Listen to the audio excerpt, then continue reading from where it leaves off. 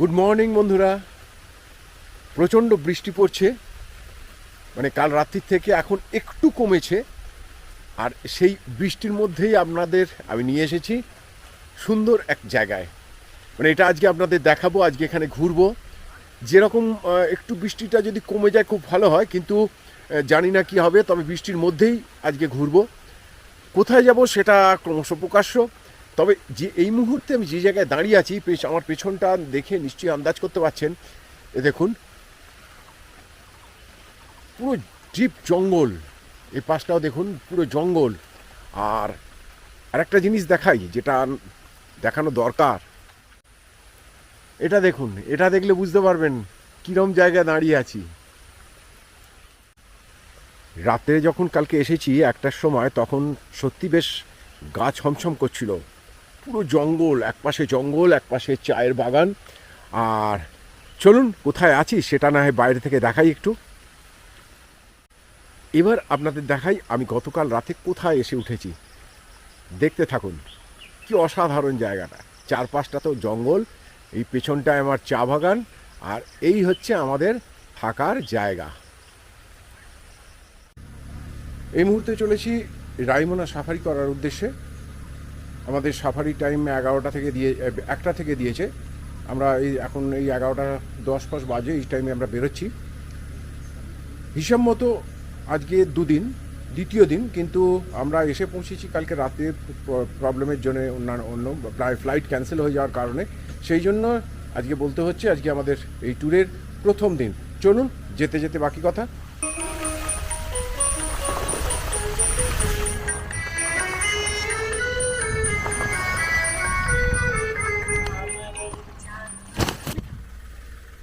এখানে ড্রাগন ফলের গাছের চাষ হয়েছে। দেখুন, এই যে বিশাল চাষের ক্ষেত। আমাকে এই জাস্ট আসার সময় আমাদের ড্রাইভার সাহেব বললেন সামনেই এই বাগানটা পড়বে, চলুন। এই যে দেখুন, ধরেও আছে ছোট ছোট।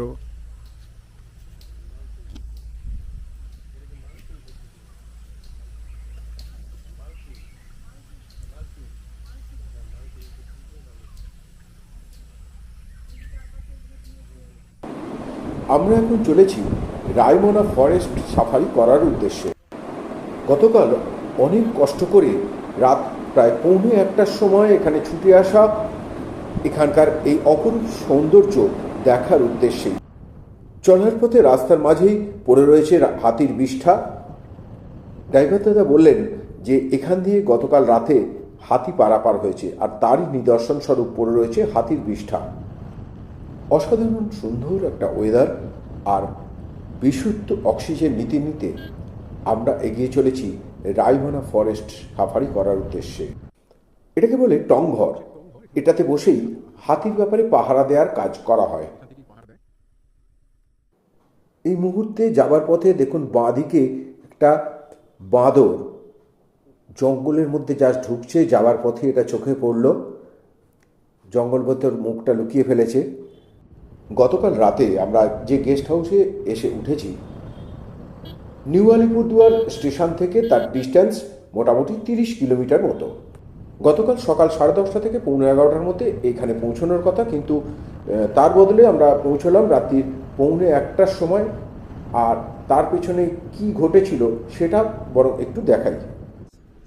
কলকাতা থেকে রূপসী যাবার জন্য আমি এখন বসে আছি ক্যালকাটা এয়ারপোর্টে। আমার অ্যালায়েন্স এয়ারের ডিপার্চার টাইম ছিল 6:20, আর এখন সময় সকাল 7টা।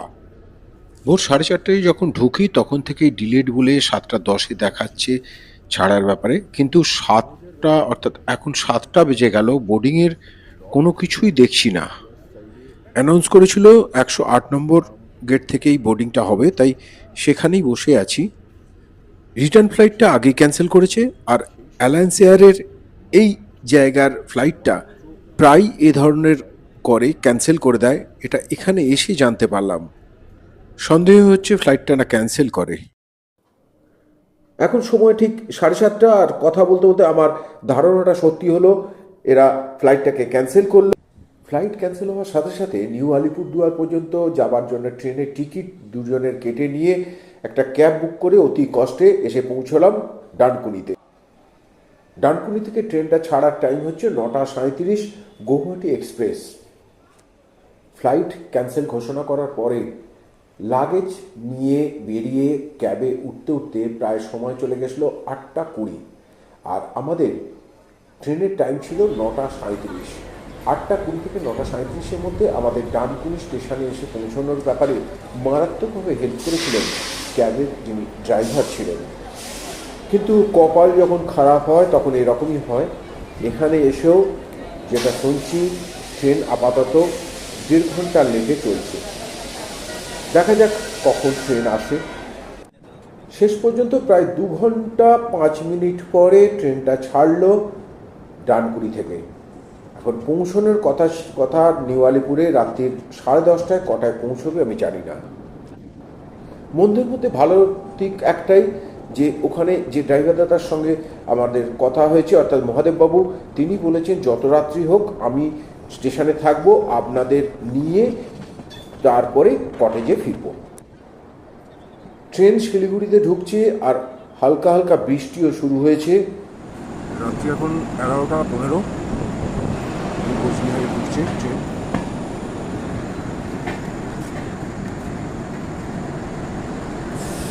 এরপরে স্টেশন হচ্ছে নিউ আলিপুরদুয়ার। নিউ আলিপুরদুয়ারে নামবো। প্রায় 1 ঘন্টা 10 মিনিট মতো ট্রেনটা লেট করলো। মোবাইলে টাইম দেখাচ্ছে 23:51, অর্থাৎ রাত্রি 11:51। নিউ আলিপুরদুয়ারে নেমে আমরা জাস্ট যাত্রা শুরু করেছি। মোটামুটি আধ ঘন্টা আগে থেকে মুষলধারে বৃষ্টি, আকাশ চমকাচ্ছে, বাজ পড়ছে, তার মধ্যেই গাড়ি করে আমরা চলেছি আমাদের কটেজের উদ্দেশ্যে। খুবই বিপদের মধ্যে পড়তে হতো যদি মহাদেববাবু দায়িত্ব নিয়ে আমাদের জন্য এত রাত পর্যন্ত অপেক্ষা না করতেন। প্রচণ্ড রকম বাজ পড়ছে আর ভীষণ জোরে বৃষ্টি হচ্ছে। যে জায়গাটা দিয়ে আমরা কটেজে চলেছি দুপাশে ঘন জঙ্গল। আমাদের মহাদেববাবু যেটা বললেন সেটা আরও ভয়ঙ্কর। বলছেন যে কোনো সময় এখানে হাতির দল মাঝ রাস্তায় চলে আসতে পারে। ঘন অন্ধকার, হেডলাইটের আলো ছাড়া কোনো আলো নেই। অর্থাৎ কী অবস্থার মধ্যে দিয়ে আমরা এখন কটেজের দিকে চলেছি আপনারা আশা করি বুঝতে পারছেন। তাই বাকি কথা আবার কাল হবে। ফ্লাইট ক্যান্সেল হওয়ার পর কি বিভৎস সিচুয়েশনের মধ্যে দিয়ে ট্রেনে করে রাত প্রায় 1:45-র সময় প্রচণ্ড ঝড় বৃষ্টিকে মাথায় করে আমাদের কটেজে এসে পৌঁছেছি, সেটা তো আপনাদের দেখালাম। সকালের দিকে বৃষ্টি হলেও এখন কিন্তু আর বৃষ্টিটা নেই। এখন একটা হালকা মেঘলা ওয়েদার রয়েছে। এই ধরনের ওয়েদারটা থাকলে সাফারি করার ক্ষেত্রে আমাদের পক্ষে খুব সুবিধে। সামনেই আসছে আমাদের NH-31। এটা ডান দিকে আলিপুরদুয়ার, ডান দিকে আলিপুরদুয়ার। অর্থাৎ আমরা ফেরার সময় এই রাস্তাটাই যাব যখন ফিরবো আর কি, ট্রেন ধরার জন্য। আচ্ছা, আর এই সোজাটা যাচ্ছে 12 সামনে পড়ছে। সামনে রায়ডাক নদী, আর সামনে আছে রায়ডাক নদী, যেটা রাত্রিবেলা কালকে আমরা তার ছোট ছোট শাখাগুলো ওপর দিয়ে যাচ্ছিলাম। সামনে দেখা যাচ্ছে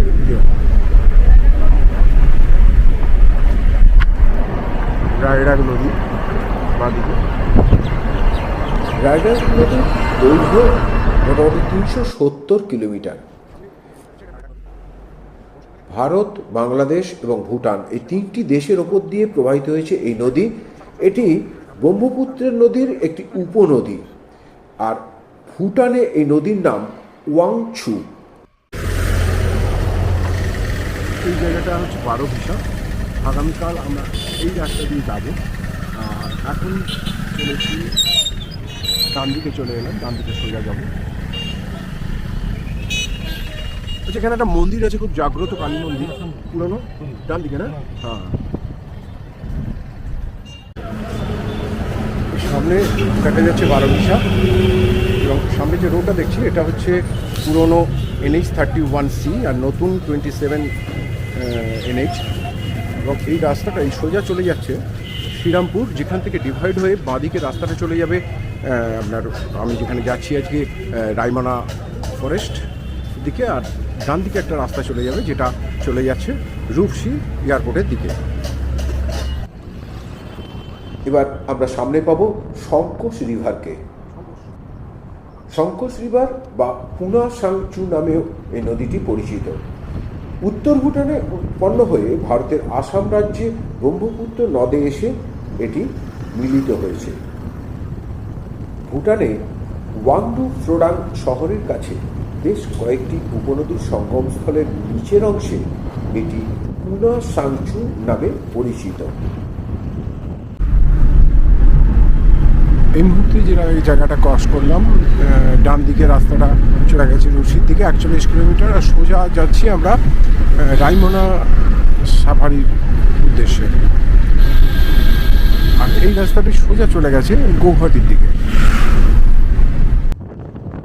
আমরা রায়মনা অভয়ারণ্যে প্রায় পৌঁছবার মুখে। রায়মনা রেঞ্জ অফিসের ভেতরে ছোট্ট একটা ডোয়ার মধ্যে মিলল এর দর্শন প্রায় 1.5 ফুট লম্বা এই মাগুর মাছের। এই সাফারিটি করার জন্য আপনারা প্রত্যেকে নিজেদের আধার এবং ভোটার কার্ডটি সাথে রাখবেন, এবং এখানে যে চার্জটি দিতে হবে আমি পরে জেনে আপনাদের সেটা বলছি। আর সাফারি করার জন্য এখানে আসতে হবে, এখানে আপনাকে এসে এন্ট্রি করিয়ে তারপর বেরোনোর ব্যাপার। যে আমাদের সামনে জিপ দাঁড়িয়ে আছে, S14N6494, এই গাড়িটা করে আমরা যাব এখন সাফারিতে। মোটামুটি সময় 4-5 ঘন্টা। গাড়িটাতে মোটামুটি 4-5 জনকে পর্যন্ত অ্যালাউ হয়। আমরা তো 2 জন এসছি, আমাদের সাথে আমাদের যিনি গাড়ি ড্রাইভার আছে তিনি বললেন যাবেন। চলুন যেতে যেতে বাকি কথা দেখা যাক কি দেখা যায় আজকে। রেঞ্জ অফিস থেকে বেরিয়ে আমরা এখন রায়মনা সাফারি করার উদ্দেশ্যে এগিয়ে চলেছি। মেন গেট পর্যন্ত যেতে প্রায় 3-4 কিলোমিটার আমাদের অতিক্রম করতে হবে। একদিকে দাঁতাল হাতি আর একদিকে লঙ্গুরের প্রতিকৃতি দেয়া, এটাই হলো মেন গেট। এই জন্তুগুলি এই জঙ্গলে সবচেয়ে বেশি দেখা যায়, তাই এদের প্রতিকৃতি দিয়েই এই গেটটিকে তৈরি করা হয়েছে। রায়মনা জাতীয় উদ্যান ভারতের অসম রাজ্যের কোকড়াঝাড় জেলার প্রায় 422 বর্গ কিলোমিটার এলাকা জুড়ে বিস্তৃত, এবং 2021 সালের 9 জুন এটি অসমের 6ঠ জাতীয় উদ্যান হিসেবে ঘোষিত হয়। রায়মনা জাতীয় উদ্যানটি হিমালয়ের পাদদেশে অবস্থিত। এর সীমানা পশ্চিমে পশ্চিমবঙ্গ ও আসামের সীমান্ত বরাবর সংকোচ নদী, উত্তরে ও পূর্বে সরলভাগা নদী এবং দক্ষিণে রিপু সংরক্ষিত বনাঞ্চলের অংশ দ্বারা চিহ্নিত। এই জাতীয় উদ্যানে প্রায় 380 প্রজাতির উদ্ভিদ ও অর্কিড রয়েছে। এছাড়া এখানে বহু প্রজাতির পাখি দেখা যায়। এছাড়া আছে হনুমান, বেজি, বেড়াল, লিপার্ড ক্যাট, বেঙ্গল টাইগার, চিতাবাঘ আর হাতি তো আছেই। এই অঞ্চলটির উচ্চতা সমুদ্রপৃষ্ঠ থেকে 85 মিটার থেকে 1042 মিটার পর্যন্ত। প্রচুর রঙিন প্রজাপতি এখানে দেখতে পাওয়া যায়। এই দেখুন, এই বলতে বলতে একটা জায়গায় রাস্তার সাইডে এগুলো এইভাবে জড়ো হয়ে বসে আছে। অসংখ্য প্রজাপতি, অসংখ্য। আমার হাতে এসে বসেছে, দেখেছ? এই যে হাতে গিয়েছে বাটারফ্লাই, সামনে প্রচুর। অলরেডি আমার হাতে কোত্থেকে এসে উড়ে বসলো। কি সুন্দর রং গায়ে।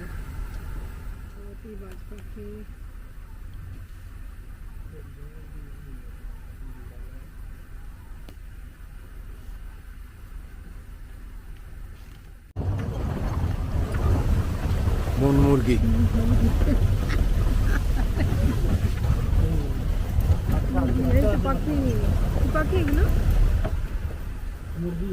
এগুলো মুরগি, মুরগি, বন মুরগি। এই ফরেস্টটি মোট 4টি ভাগে বিভক্ত। এক, পূর্ব রেঞ্জ অর্থাৎ Atiabari range, 2 Sanfan range, 3 Kachugaon central range, 4 পশ্চিম রেঞ্জ অর্থাৎ রায়মনা রেঞ্জ। রায়মনা জাতীয় উদ্যান ঘোষণা হওয়ার ফলে মানস জাতীয় উদ্যান সহ বোডোল্যান্ড টেরিটোরিয়াল রিজিয়নে এখন দুটি জাতীয় উদ্যান রয়েছে।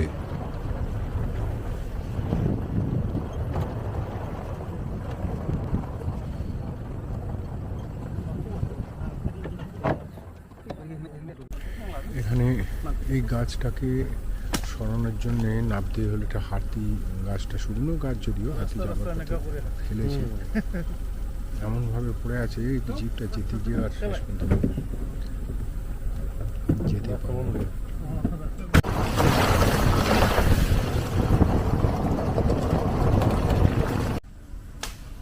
আবার কিছু দূর আসার পরে আবার একটা গাছ হাতিতে ফেলেছে। গাছটিকে একটুখানি সাইজ করে কেটে নিচ্ছে, নিয়ে যাবার মতো পথ করে গাড়িটা বেরিয়ে যাবে। ফিরে আসছে, কাটা হয়ে গেছে, এবার আমরা পাশ দিয়ে বেরিয়ে যাব। গতকাল রাতে তো বৃষ্টি হয়েছেই, আজকে সকালেও বৃষ্টি হয়েছে, যার ফলে রাস্তায় বহু জায়গায় বেশ খানিকটা করে জল জমে আছে। ওই যে দূরে, ওই দেখো অনেকগুলো, ওই যে দূরে, তারপরে ওই যে দাঁড়িয়ে আছে সোজাসুজি, ওই যে সোজা এখানে সরে এসো, ওই দেখো সোজা, দেখতে পেয়েছো? দেখতে পেয়েছো? হ্যাঁ হ্যাঁ হ্যাঁ দেখেছি, এবার দেখেছি। কি তাকিয়ে আছে? এই যে একটা, এই যে সামনে আছে, এই যে এই যে এই ফলেও আছে, এদিকেও আছে।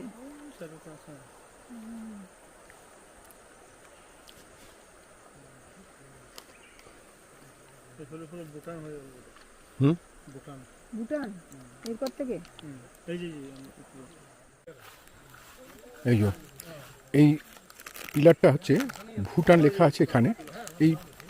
এইখানে এদিকে দেখুন, এদিকে হচ্ছে এই পিলারটার এ পাশটা হচ্ছে ভুটান আর এ পাশটা ইন্ডিয়া।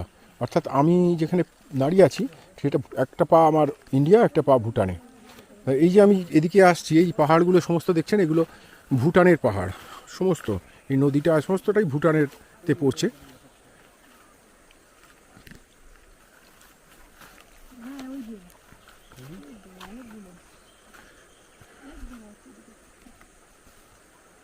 喂，马标卡喝一点比我，我还看这种没有你比我。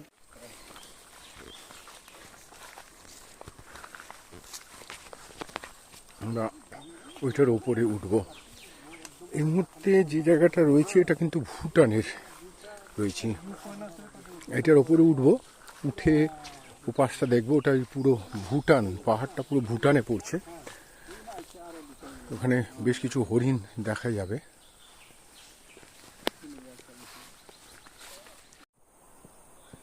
খালি চোখে বোঝা গেলেও অনেকটা দূরে আছে, ক্যামেরায় হয়তো সেভাবে বোঝানো যাচ্ছে না। ওখানে অনেকগুলো হরিণ একসাথে রয়েছে। রায়মনা জঙ্গল সাফারি করতে এসে একটা বিশেষ ঘটনার কথা এই ব্লগে উল্লেখ না করলে মনে হয় আজকে আমার এই ব্লগটা সম্পূর্ণ হবে না। একটা ভালো জিনিস যে অনেক খারাপ মানুষের মনের পরিবর্তন জাগাতে পারে, এখন সেই ঘটনাই আপনাদের শোনাবো। আগেই বলেছি এই জঙ্গলটি 2021 সালের 9 জুন জাতীয় উদ্যান হিসেবে ঘোষিত হয়। আর ওই বছরই 22শে সেপ্টেম্বর বিশ্ব গন্ডার দিবস উপলক্ষে চলা অনুষ্ঠানের সময় 57 জন চোরা শিকারী বিটিআর প্রশাসনের কাছে অস্ত্রসহ আত্মসমর্পণ করেন। আর তাদের এই আত্মসমর্পণের কারণ হিসেবে জানানো হয়, যেহেতু রায়মনাকে জাতীয় উদ্যান হিসেবে ঘোষণা করা হয়েছে, তাই আর তারা এই জঙ্গলে চোরা শিকারি করবে না। আর এরপরে প্রশাসনের তরফ থেকে তাদের জীবিকা নির্বাহের জন্যে প্রত্যেকের হাতে তুলে দেওয়া হয় 50,000 টাকার চেক। রাস্তার ঠিক মাঝখানে এই পাখিটাকে দেখতে পেয়ে গাড়িটা দাঁড় করিয়ে একটু ছবি তুললাম। দেখুন কি সুন্দর পাখিটার গায়ের রং। যারা আমার এই ভিডিও দেখছেন চ্যানেলটি এখনও সাবস্ক্রাইব করেননি, প্লিজ চ্যানেলটি সাবস্ক্রাইব করে আমার পাশে থাকুন এবং আমাকে আরও এই ধরনের ভিডিও বানাতে উৎসাহিত করুন। আমার ভিডিও আপনাদের ভালো লাগলে প্লিজ একটা লাইক এবং শেয়ার করতে ভুলবেন না।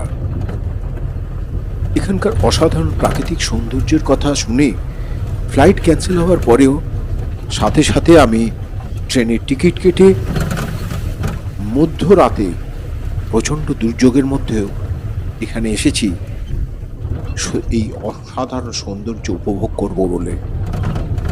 আর এসে যেটা দেখছি সেটা যা শুনেছিলাম তার 10 গুণ। যারা প্রকৃতিকে ভালোবাসেন, সুন্দরকে ভালোবাসেন, নির্মল বাতাস নিতে চান,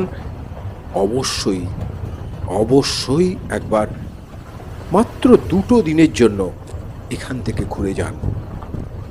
আমি গ্যারান্টি দিয়ে বলতে পারি এত অসাধারণ প্রাকৃতিক পরিবেশ আপনি এর আগে কোথাও ঘুরে পাননি।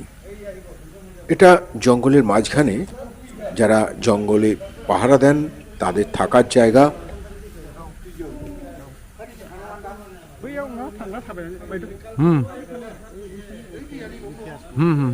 যাবো। এটা পেপসু নদী নামটা শুনলাম। হ্যাঁ, খেপসু, আচ্ছা আচ্ছা, খেপসু নদী।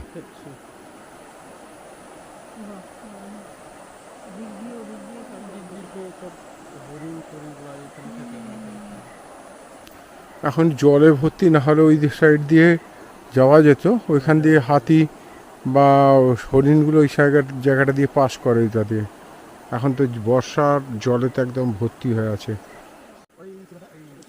অলরেডি প্রায় 3.5 ঘন্টার ওপর আমাদের এই জঙ্গল সাফারি করা হয়ে গেল। আরও ঘন্টা খানেকের ওপর আমাদের এখনো ঘোরা বাকি আছে। এখনো পর্যন্ত সেরকম ওই প্রজাপতি, হরিণ, পাখি আর পেঁচা এছাড়া কিছু চোখে পড়েনি। দেখা যাক যদি বাকি সময়ের মধ্যে কিছু চোখে পড়ে। বছর 5 আগে জিম কর্বেট পার্কে যখন আমরা সাফারি করি তখন হরিণ, বাঁদর আর কয়েকটা প্রজাতির পাখি ছাড়া কিছু দেখতে পাইনি। আজও হয়তো আমাদের কপালে কিছু নেই, তবে এটা মানতেই হবে যে আজ আমাদের এই সাফারির গাড়ির যিনি ড্রাইভার খুবই চেষ্টা করছেন। বর্তমানে আমরা অত্যন্ত কোর এলাকায় রয়েছি, তা সত্ত্বেও জন্তু জানোয়ার না দেখতে পাওয়া তা আমাদের নিজেদের কপাল। দূরে দেখা যাচ্ছে ময়ূর রাস্তার উপরে, এই যে উড়ে যাচ্ছে। এই যা,